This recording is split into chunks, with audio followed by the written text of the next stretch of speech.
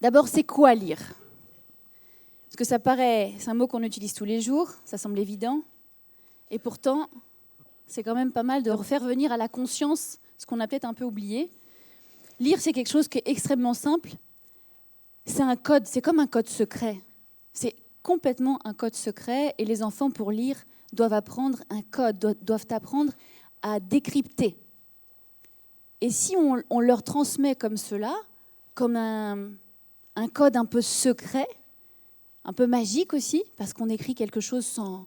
On ne le dit pas, mais on arrive à le faire rentrer, à le transmettre dans la tête de l'autre sans même avoir posé le mot à l'oral. Donc il y a quelque chose d'un peu magique. Et si on le transmet comme ça, c'est vraiment, vraiment magnifique pour les enfants. Donc lire, c'est quoi? Eh bien, nos ancêtres ont codé les sons du langage parlé. Ils les ont codés en signes. Donc pour chaque son de la langue, chaque son qui est utilisé dans les mots, va avoir une correspondance graphique. Et c'est ça qu'on appelle le code alphabétique. Le code alphabétique, on peut aussi appeler ça la correspondance grapho-phonémique. Pour chaque son, donc pour chaque phonème de la langue, c'est-à-dire pour l'unité sonore la plus élémentaire, la plus petite, donc le phonème par exemple dans cheval, c'est ch, e, v, a, l.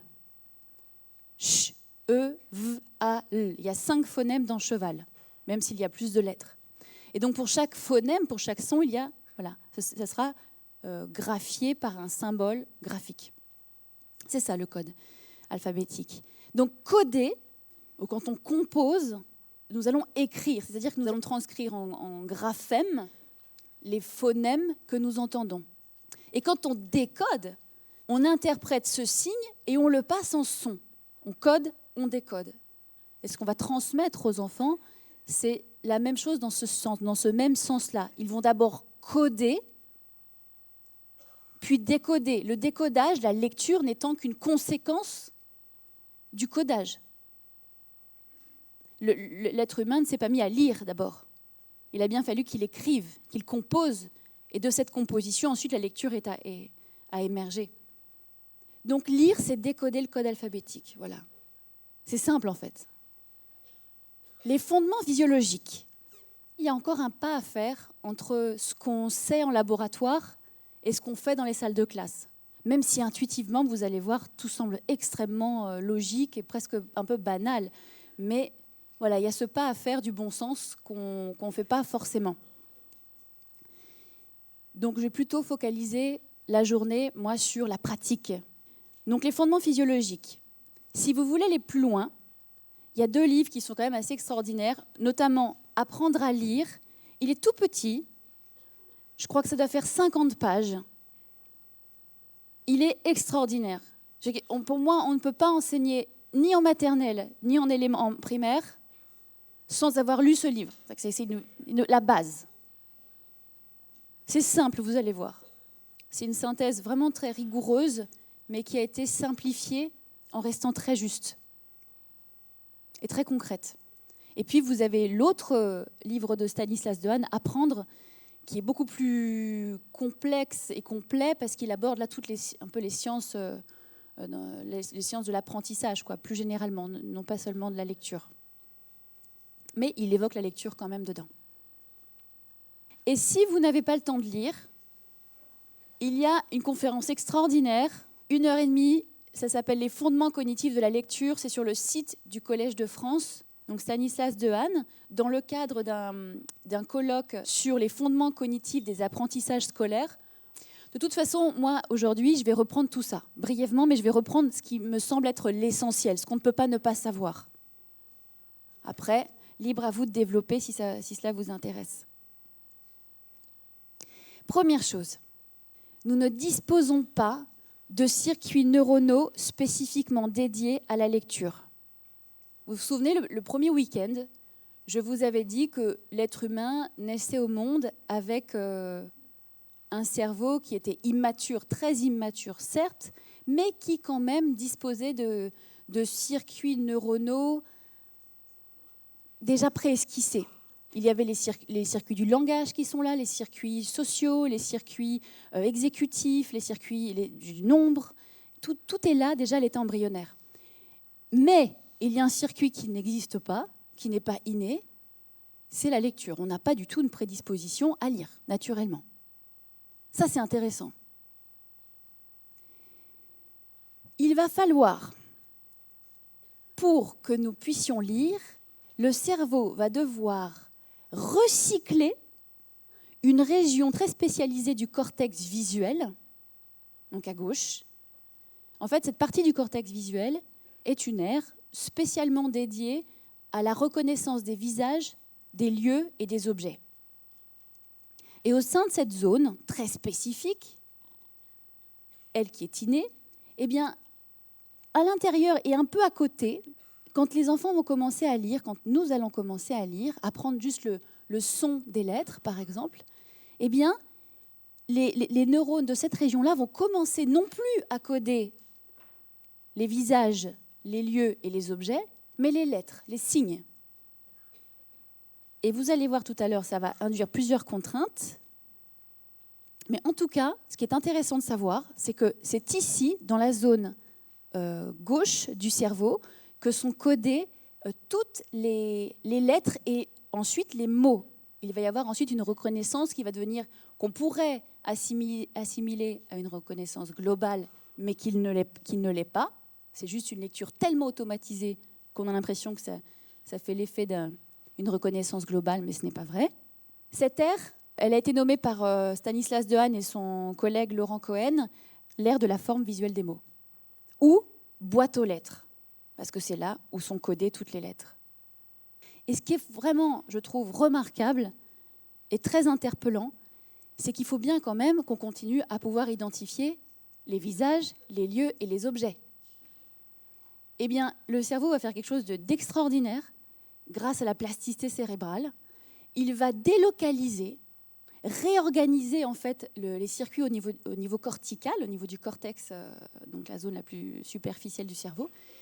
Et la partie qui va être dédiée à la reconnaissance des visages, des objets et des lieux va se délocaliser dans l'hémisphère droit. C'est quand même assez extraordinaire. Donc, pour faire de la place au code alphabétique, à la lecture, eh bien, le cerveau se réorganise. Il laisse la place au niveau de l'hémisphère gauche et puis ça se réorganise du côté de l'hémisphère droit. C'est quand même assez... Moi, je trouve ça stupéfiant. Et je me dis que quand même, pour que le cerveau fasse une telle place et soit capable de se réorganiser comme ça pour la lecture, c'est que quelque part, puisque notre organisme et la biologie ne sélectionnent que ce qui est le plus pertinent pour l'évolution et la survie d'une espèce, c'est peut-être que quand même la lecture, c'est un peu fondamental. Peut-être que ça permet quand même ça donne de belles perspectives à l'évolution de l'humanité. Dans le laboratoire Stanislas Dehaene, avec toute son équipe, ils ont fait une recherche assez particulière et un peu visionnaire, parce que ça n'avait pas été fait jusqu'alors. Ils ont testé des enfants par IRM tous les 2 mois, de la fin de la maternelle et toute l'année de CP, de première primaire, pour voir comment les circuits de la lecture, qui se construisent, qui se fabriquent, pour voir comment ils se structurent à mesure que l'enfant entre dans la lecture. C'est vraiment très important. Cette recherche en sciences de la lecture est fondamentale. 1, pour nous apprendre, nous donner des pistes, nous concrètes en classe, pour travailler de la manière la plus cohérente et la plus efficace pour les enfants, mais aussi pour aider les enfants qui ont des troubles spécifiques de l'apprentissage, notamment les troubles 10. On comprend bien comment ça fonctionne, là où on peut aider et à quel moment il y a quelque chose qui ne s'est pas mis en place au bon endroit. Ce qu'ils observent, voici une citation, « Au début, rien à signaler. Tant que l'enfant, encore en maternelle, n'a pas appris à lire, son cortex répond aux objets, aux visages, aux maisons, mais pas aux lettres. Après 2 mois d'école, par contre, on voit apparaître une réponse spécifique aux mots écrits à la même position que chez l'adulte dans le cortex occipito-temporal gauche. Et très lentement, la représentation des visages se modifie. Au fur et à mesure que l'enfant s'alphabétise, la représentation des visages augmente dans l'hémisphère droit en proportion directe du score de lecture. Donc, plus on est lecteur expert, plus la zone est délocalisée et s'active très forte, la zone de la reconnaissance des visages au niveau de l'hémisphère droit. Donc, c'est-à-dire qu'eux, en faisant des IRM à des enfants ou à des personnes adultes, ils sont capables de voir le niveau d'expertise de lecture par rapport à la manière dont le cerveau s'est réorganisé et à la réponse à l'activation qui est faite au visage. Cette région, qui code des informations visuelles, on est d'accord, est directement connectée à des aires du langage, aux aires du langage, donc ils sont plus en avant dans le cortex. Et ça va permettre de transformer ces informations visuelles, donc les lettres, les graphèmes, en sons et en sens. Il faut s'imaginer qu'il y a des autoroutes où l'information circule entre la zone visuelle et les zones du langage. Et l'automatisation de la lecture, être expert en lecture, ça veut dire que l'information va passer de plus en plus rapidement. C'est ça l'automatisation. C'est ça lire. Lire, c'est lorsque ce circuit fonctionne à grande vitesse, en fait. Quand l'enfant ânonne, il n'en est pas encore là. Le temps entre le décodage, la reconnaissance, puis le son qu'on va poser dessus, puis le sens, ça met du temps. Et c'est normal. Il faut vraiment garder ça en tête, cette idée-là que lire, c'est fluidifier réellement la relation d'une zone à l'autre. Et ça ne pourra se faire que par la répétition et la régularité. C'est tout. Donc lire, c'est fluidifier la relation directe entre les lettres et les sons du langage. Et quand les enfants commencent à décoder, non pas à lire, mais qu'ils sont encore dans la phase de décodage, et qu'on remarque que c'est difficile pour eux, c'est assez éprouvant d'ailleurs, quand ils commencent, d'ailleurs qu'ils soient en première primaire ou même tout petit, 4 ans ou même 3 ans, quand ils commencent à lire si tôt, eh bien, on voit qu'ils n'ont pas de... Ça leur demande tellement d'efforts de lire un tout petit mot que... d'abord qu'ils s'arrêtent, mais on voit bien là qu'il y a quelque chose qui est en train de s'engrammer, qui n'est pas tout à fait naturel et qui doit se réorganiser. Il faut le voir comme ça. Et ça nous donne aussi, du coup, plus de patience et plus de confiance. On sait que c'est dur parce qu'effectivement, c'est carrément en train de se réorganiser au niveau cérébral. Et il faut juste du temps et de la régularité. Je pense que c'est important d'avoir toujours ça en conscience quand on travaille avec les enfants. Après être entrés dans la lecture, les enfants passent par une étape de décodage qui demande un très gros effort d'attention. Pour un mot aussi simple que sac, par exemple, il faut d'abord reconnaître la lettre S et lui associer le son correspondant, S. Puis reconnaître la lettre A et lui associer le son A. Et enfin, reconnaître la lettre C et lui associer le son Q. Ce démarrage en lecture s'appelle le décodage. Cette première étape demande un effort conscient ainsi qu'une attention considérable à l'enfant. Lorsque l'enfant verra un mot qu'il a déjà lu, son cerveau analysera beaucoup plus rapidement la succession de lettres et de sons. Donc une fois que le mot « sac » aura été lu, la deuxième fois, ce sera un peu plus rapide. Un petit peu plus rapide seulement. Ainsi, plus l'enfant lira, plus les mots qu'il aura lus seront reconnus et décodés rapidement. On parle d'automatisation ou encore de voie directe de lecture. Comme nous, il n'aura plus l'impression de décoder, mais d'accéder directement au sens du mot sans passer par la case de déchiffrage. C'est pour ça qu'on peut avoir tendance parfois à penser qu'il y a de la lecture globale. C'est jamais global. C'est juste très, très, très, très rapide. Et on n'arrive plus à voir qu'il y a quand même du déchiffrage qui opère. Vous accédez directement au sens en suivant les mots des yeux. Vous n'avez même plus la sensation de décoder. Et pourtant, c'est bien ce que fait votre cerveau, mais il le fait extrêmement rapidement. Donc, et ça, je trouve ça très intéressant, puisqu'il y a un recyclage, qu'il y a une réorganisation cérébrale, il faut que le cerveau soit plastique, soit très plastique. Sinon, ce sera plus compliqué. Puisqu'il y a carrément une délocalisation corticale, enfin, vous vous rendez compte. Délocalisation d'un réseau de neurones. Donc, en bref, ce n'est sûrement pas un hasard si nous apprenons à lire dès la petite enfance. L'apprentissage de la lecture tire parti de cette période bénie où le cortex visuel est encore labile.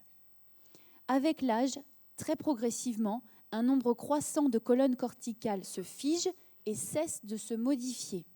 Il devient alors de plus en plus difficile d'automatiser la reconnaissance des lettres et de leur combinaison.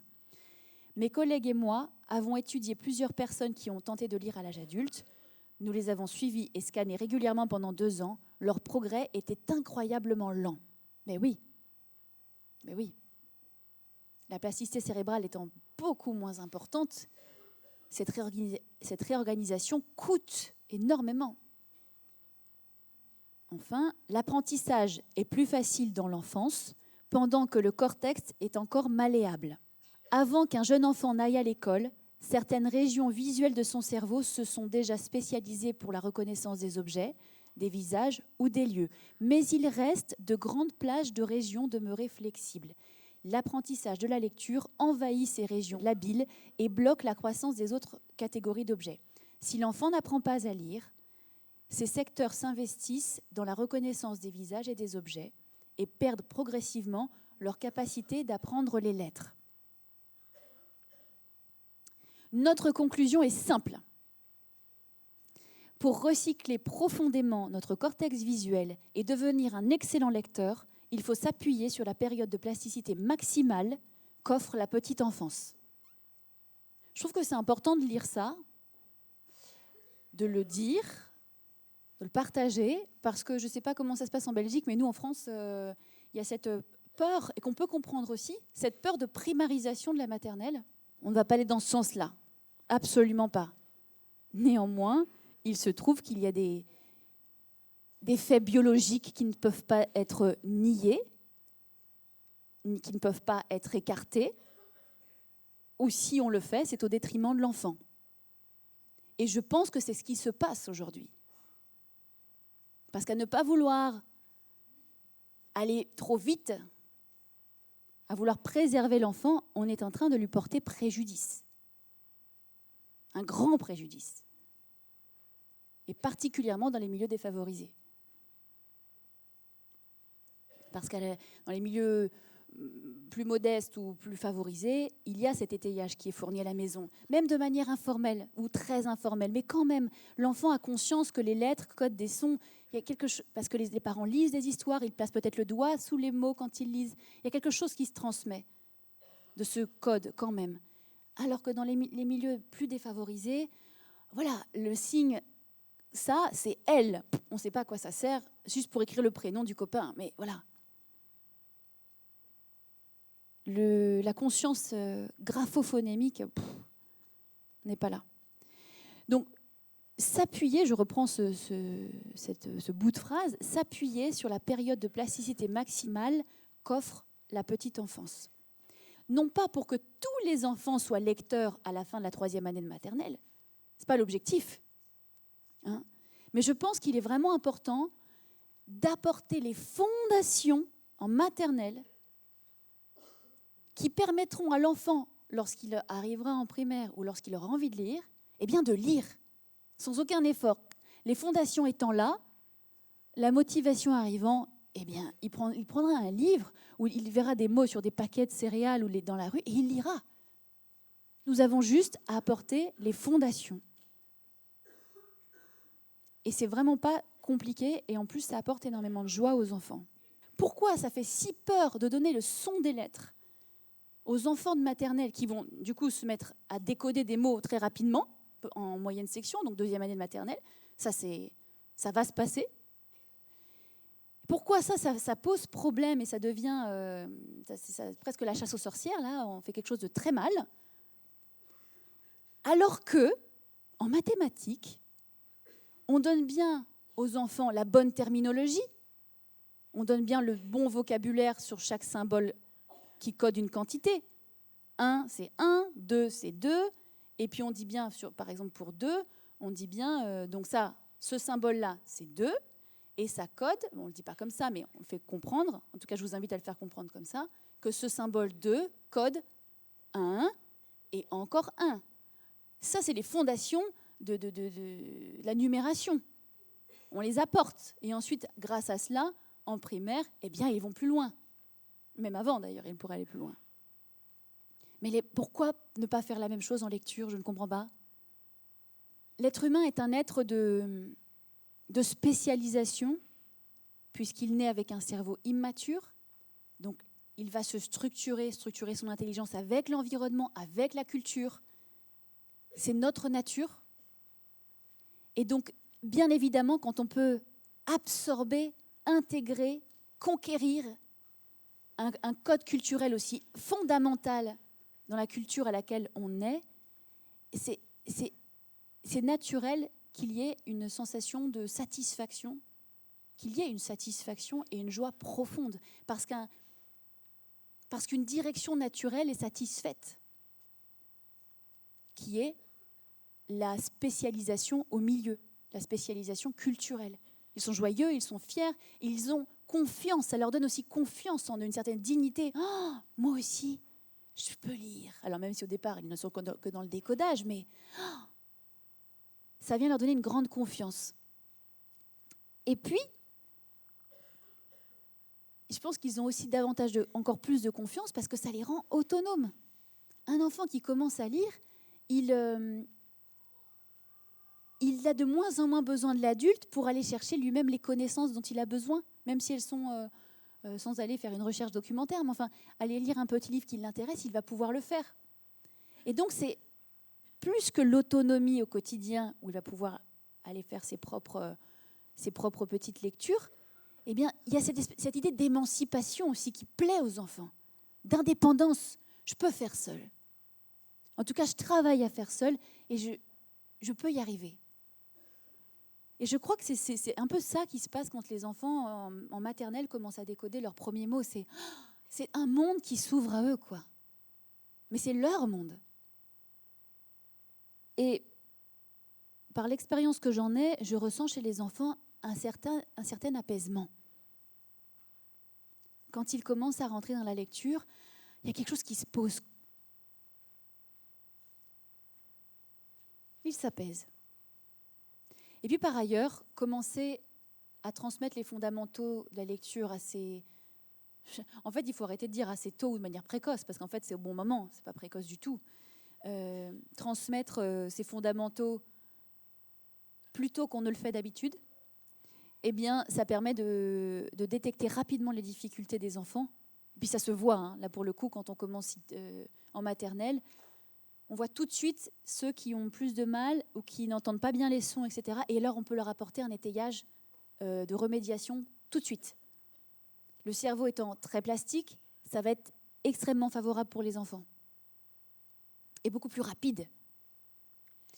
Et c'est marrant parce que je finis par croire qu'il n'y a vraiment pas de hasard. Pendant que j'étais en train de rédiger, préparer cette partie-là, théorique, et justement, j'étais en train de réfléchir à cette idée de à quel point ça peut permettre de surmonter les difficultés que l'on peut percevoir chez les déjà tout petits. Eh bien, j'ai reçu un message d'une maman d'un petit garçon qui était dans la classe à Gennevilliers. Cet enfant, il est là derrière. Il se cache, Hayden. C'était compliqué pour lui de retenir les sons. Il confondait les lettres beaucoup. Pourtant, il était en petite section et moyenne section, donc première année et deuxième année de maternelle.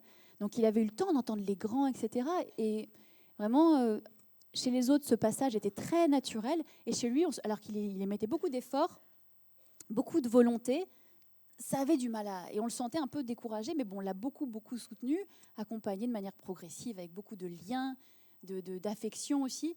Et je ne pensais pas que ça jouerait autant, parce que maintenant il est en CM2. Et donc sa maman m'a envoyé cette photo-là. Et je ne sais pas si vous voyez ce qui est écrit « Champion de lecture en CM2 ».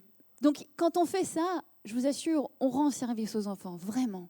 Et d'ailleurs, il y a moins besoin aussi d'un soutien logopédique, orthophonique très très fort derrière. Parce qu'en fait, le travail qui se fait avec les orthophonistes se fait aussi en classe. Donc on aide ces enfants-là. Il y a cette petite fille aussi qui avait de gros soucis de langage. Elle avait un bégaiement fort, avéré, diagnostiqué. Et à l'époque, ça semblait évident, mais en France, je ne sais pas comment c'est ici, mais on ne peut pas poser un diagnostic de dyslexie avant 8 ans. Mais enfin, voilà, déjà à 3 ans, étant donné que quand on travaille de manière phonémique avec les tout petits, dès 3 ans, on voit tout de suite quand un enfant a beaucoup plus de mal que les autres. Je ne dis pas un peu plus de mal, je dis beaucoup plus de mal. Alors qu'il a envie, qu'il essaie, qu'il a toute son attention et que ses fonctions exécutives sont bien au point, mais vraiment, il y a quelque chose, ça passe pas.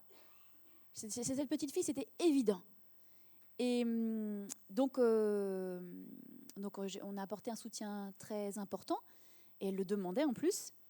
Et alors qu'elle avait des troubles, vraiment, je vous dis, de langage oral très, très importants, et en plus avec une spécificité de gémellité, parce qu'elle avait une sœur jumelle donc qui parlait beaucoup, donc il y avait aussi une inhibition par rapport au langage. Et ça faisait beaucoup de facteurs qui n'étaient pas évidents pour elle, pour rentrer dans le langage oral et écrit.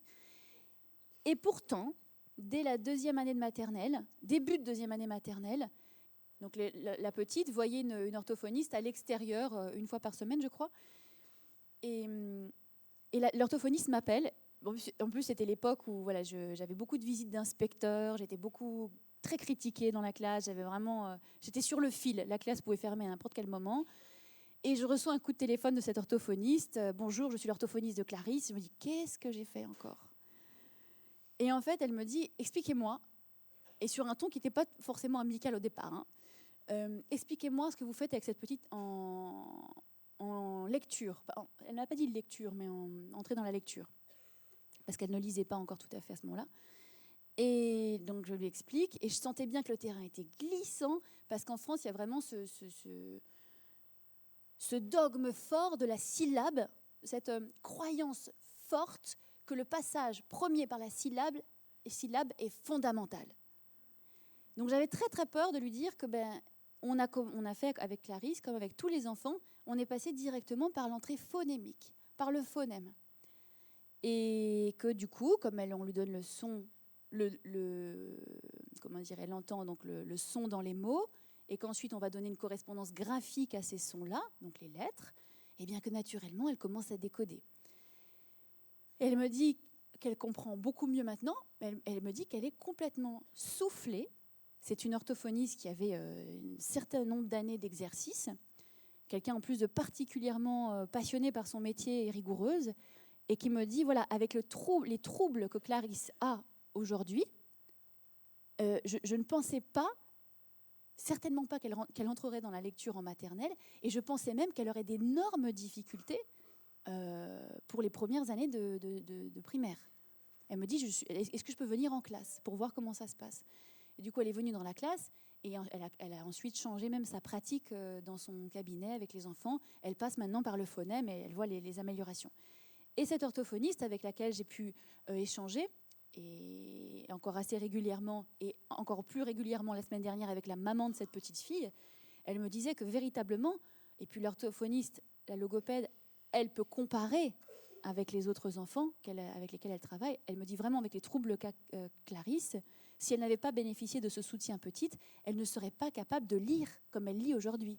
Elle me dit qu'elle lit comme les autres, elle n'a plus d'aide, même de temps imparti supplémentaire qui lui est donné. Elle l'a eu en première primaire, deuxième primaire, elle a eu ça, vous savez, un temps un peu plus que les autres enfants, avec un PAI qui lui a été donné, pour qu'elle ait plus le temps de lire les consignes, etc., d'écrire. Et ça lui était retiré, parce qu'elle s'en sortait finalement très bien. Et maintenant, elle lit. C'est ça que m'a transmis la maman. Elle lit comme les autres. C'est au niveau de l'écrit, c'est toujours un peu plus compliqué.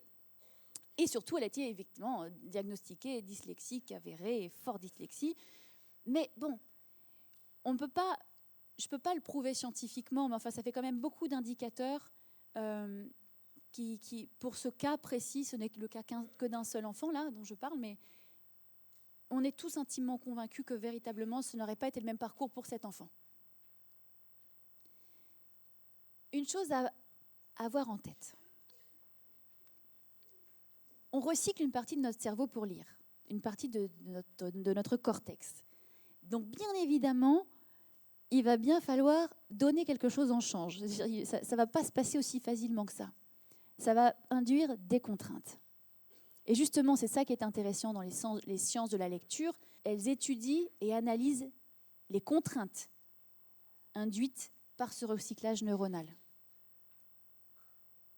Et on ne les comprend pas encore toutes, les contraintes. On est en train de les comprendre, enfin, ils sont en train de les comprendre dans les laboratoires, mais ça se précise. La première contrainte, qui est extrêmement claire dans la littérature scientifique, c'est que l'association entre le son et la lettre doit être explicite. Les enfants à qui l'on enseigne explicitement quelles lettres correspondent à quels sons apprennent plus vite à lire et comprennent mieux l'écrit que d'autres enfants à qui on laisse découvrir le principe alphabétique. Parce que ce n'est même pas seulement une question de fluidité de lecture. C'est que la recherche montre que quand on passe par une entrée, un enseignement grapho-phonémique explicite, cette lettre, elle fait ce son-là, cette lettre, elle fait ce son-là, ça n'a pas seulement un résultat fort sur le décodage et la fluidité en lecture, mais aussi sur l'accès au sens. Et c'est peut-être parce que l'automatisation pouvant se faire beaucoup plus rapidement, alors les zones préfrontales qui gèrent, elles, l'automatisation, parce que quand on est en train d'annoncer ou d'essayer de comprendre le code alphabétique, on est au niveau préfrontal, ça se passe là. C'est les fonctions exécutives, on est là, et on ne peut pas faire autre chose en même temps. Le sens, ce n'est pas tout de suite. D'abord, on est dans le déchiffrage. Et c'est une fois qu'on libère la zone préfrontale qu'on passe dans un exercice qui ne demande plus cet effort-là, que là, les ressources préfrontales sont libérées pour analyser le sens. Mais on ne peut pas faire les deux en même temps. Il faut d'abord l'automatisation. Et c'est peut-être pour ça qu'il y a un accès au sens qui est plus rapide quand on passe par un apprentissage explicite. La deuxième contrainte, c'est que l'invariance en miroir va demander à être déconstruite. Alors, je m'explique. Nous apprenons à lire précisément dans la zone cérébrale qui reconnaît le mieux les images en miroir.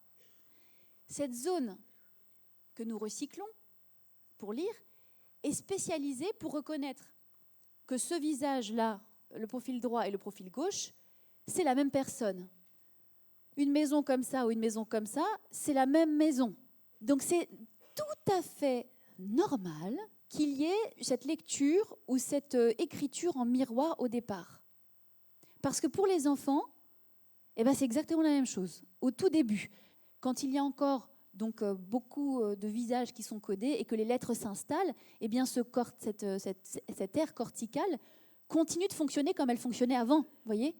Il faut un certain temps avant qu'elle désapprenne ça et qu'elle dise « Ok, non, ça, ce profil-là et ce profil-là, c'est pas la même chose. » Dans un cas, c'est « b », dans l'autre cas, c'est « d ». Dans un cas, c'est « p », dans l'autre cas, c'est « q ». Et ça demande du temps.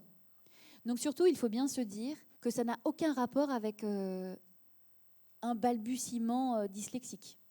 Ce stade du miroir semble exister chez tous les enfants au cours de l'apprentissage de la lecture. On voit qu'il y a un pic aux alentours de 5-6 ans. Après, je pense que c'est le moment que vous percevez tous en classe quand ils commencent à arrêter de faire les choses, d'écrire en miroir leur prénom par exemple, ou d'écrire des lettres en miroir. Parce qu'ils ont été suffisamment confrontés à cet environnement graphique pour réussir maintenant à mettre les choses dans le bon sens. On était suffisamment derrière eux.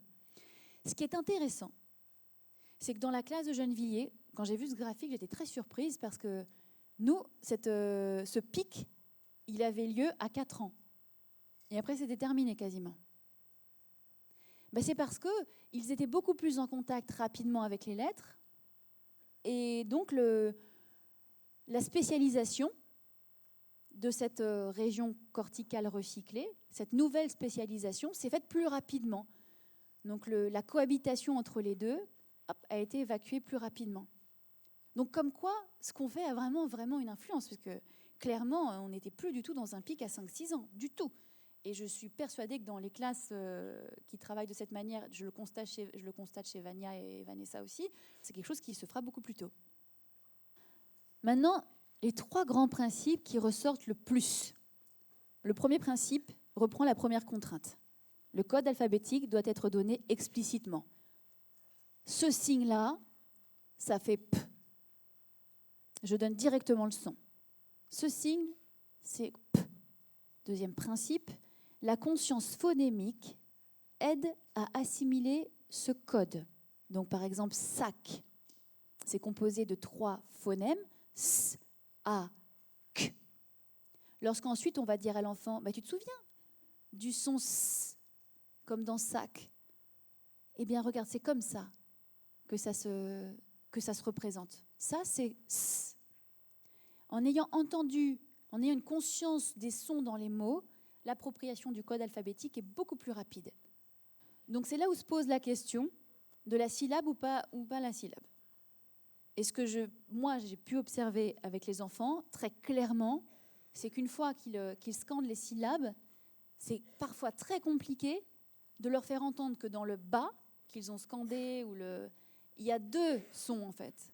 Ce n'est pas qu'une unité phonique. Légitimement, on pense que c'est plus simple. On se dit que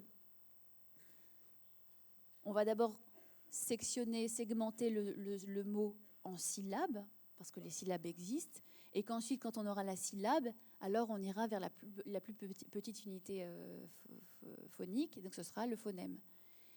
Mais en fait, ce détour, cette prévenance qu'on a pour les enfants, je ne sais pas si vraiment elle leur apporte vraiment quelque chose, parce qu'il se trouve quand même que leur cerveau, je vous le disais le premier week-end, est capable de détecter les unités phonémiques des quelques mois de vie dans sa langue et dans une autre langue. Donc bien sûr, ça demande une petite gymnastique, même pas. Au tout début, les enfants ne vont pas forcément entendre, quoique franchement, j'ai encore vu des exemples en classe d'accueil, ça peut aller très vite, c'est immédiat.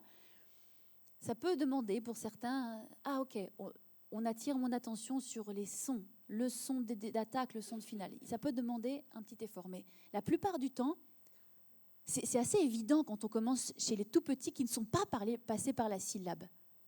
C'est beaucoup plus facile. Et c'est naturel pour eux. C'est comme si on rendait plus conscient quelque chose qui était déjà inconscient chez eux. Notre cerveau analyse les unités phonémiques tout le temps. Donc si en plus on dit, tu entends ça? S, A, K. Ça fait venir à la conscience qui est déjà là, mais de manière inconsciente. Et troisième chose, c'est du bon sens, mais la recherche le montre aussi de manière très importante et très claire, l'entrée dans la lecture doit être progressive. Il est important, si on veut que les enfants puissent entrer dans la lecture et deviennent experts en lecture, d'orchestrer la progression de manière intelligente. Donc de passer de mots simples à des mots de plus en plus longs et de plus en plus compliqués, avec des lettres muettes qui s'ajoutent, avec des digrammes qui s'ajoutent. Et voilà, faire les choses progressivement. Mais pas trop non plus. Parfois aussi, faire attention. Y aller progressivement, c'est absolument fondamental, mais il ne faut pas s'endormir en chemin. Parce que sinon, les enfants, on les perd là. Alors voilà, la recherche scientifique confirme depuis de nombreuses années que les méthodes de lecture, reprenant ces 2 principes fondamentaux, enseignement explicite du code alphabétique et développement de la conscience phonémique, indiquent que cette démarche est de loin la plus appropriée pour tous les enfants, aussi bien les enfants dyslexiques que les enfants ne présentant aucun trouble des apprentissages.